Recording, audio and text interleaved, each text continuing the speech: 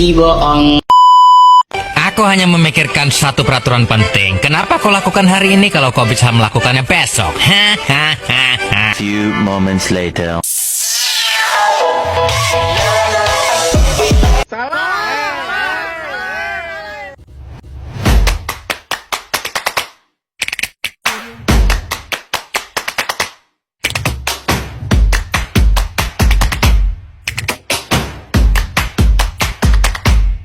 Halo, perkenalkan nama saya Dia Artika Dewi dengan NPM 2024145000359. Saya Nurul Latifah Nasution dengan NPM 2021414500360. Dan saya Galih Hakim Fauzi dengan NPM 2024145000564.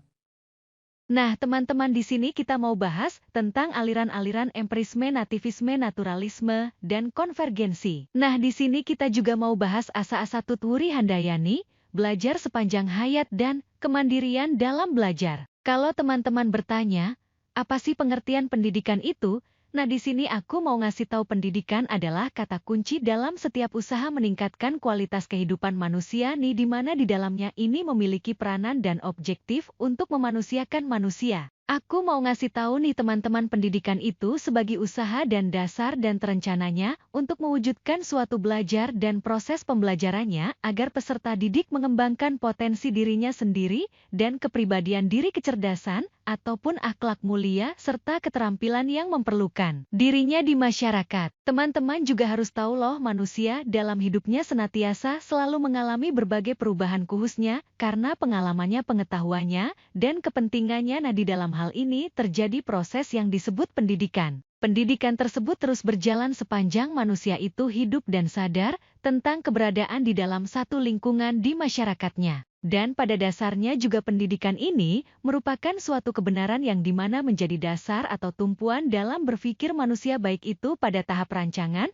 maupun pelaksanaan pendidikan. Nah, teman-teman, oleh sebab itu dengan tiada pendidikan, maka manusia akan sama seperti hewan. Dalam video kali ini, kita akan membahas mengenai aliran-aliran pendidikan teman-teman, mulai dari pengertian hingga macam-macamnya. Selain itu, kita juga akan mengulas asas-asas pendidikan Tutwuri Handayani, serta bagaimana konsep belajar sepanjang hayat bisa diterapkan dalam kehidupan sehari-hari. Nah, selanjutnya itu ada aliran-aliran dalam pendidikan.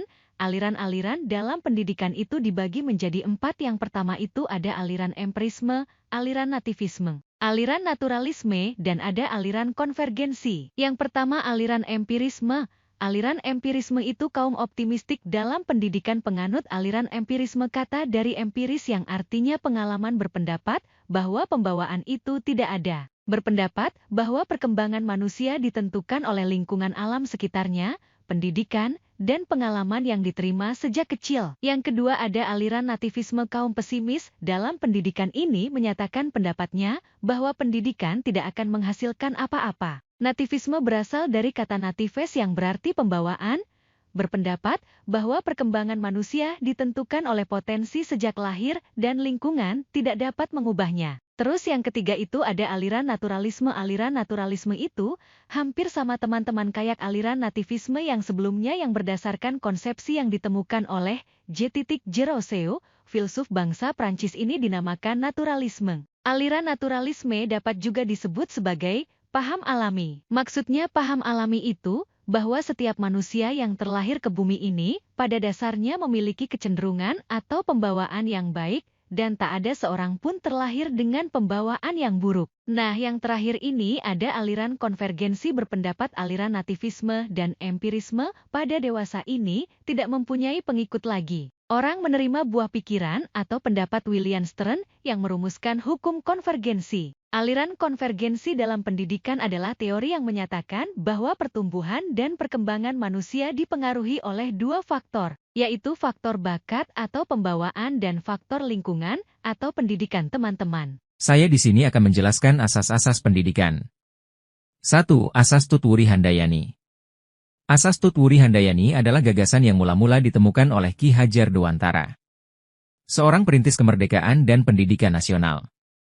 Tutwuri Handayani mengandung arti pendidik dengan kewibawaan yang dimiliki, mengikuti dari belakang dan memberi pengaruh. Tidak menarik-narik dari depan, membiarkan anak mencari jalan sendiri, dan bila anak melakukan kesalahan baru pendidik membantunya.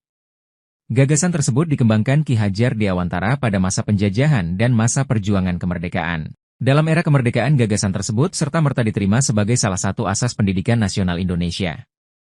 Asas Tutwuri Handayani menerima kesempatan anak didik untuk melakukan usaha sendiri. 2. Asas belajar sepanjang hayat. Pendidikan Indonesia bertujuan meningkatkan kecerdasan, harkat, dan martabat bangsa, mewujudkan manusia Indonesia yang beriman dan bertakwa kepada Tuhan Yang Maha Esa, berkualitas, mandiri hingga mampu membangun diri sendiri dan masyarakat sekelilingnya, memenuhi kebutuhan pembangunan dan bertanggung jawab atas pembangunan bangsa. Gambaran tentang manusia Indonesia itu dilandasi pandangan yang menganggap manusia sebagai suatu keseluruhan yang utuh, atau manusia Indonesia seutuhnya, keseluruhan segi-segi kepribadian. 3. Asas kemandirian dalam belajar prinsip yang menekankan pentingnya siswa atau individu untuk memiliki tanggung jawab dan inisiatif dalam proses pembelajaran. Beberapa aspek penting dari asas kemandirian dalam belajar prinsip yaitu inisiatif pribadi, tanggung jawab, motivasi intrinsik, kemampuan mengelola diri. Sekian, terima kasih buat teman-teman yang sudah menonton video kita sampai habis. Ingat ya, pendidikan itu bukan sekedar teori, tapi suatu yang kita bisa terapkan dalam cara kita mendidik, belajar, dan berinteraksi dengan orang lain. Semoga video kita kali ini bisa menjadi inspirasi buat para penonton dan para pendengar. Terima kasih sudah menyaksikan video kita sampai habis, dan sampai jumpa di video selanjutnya. Thank you, everyone! Thank you, Elmar!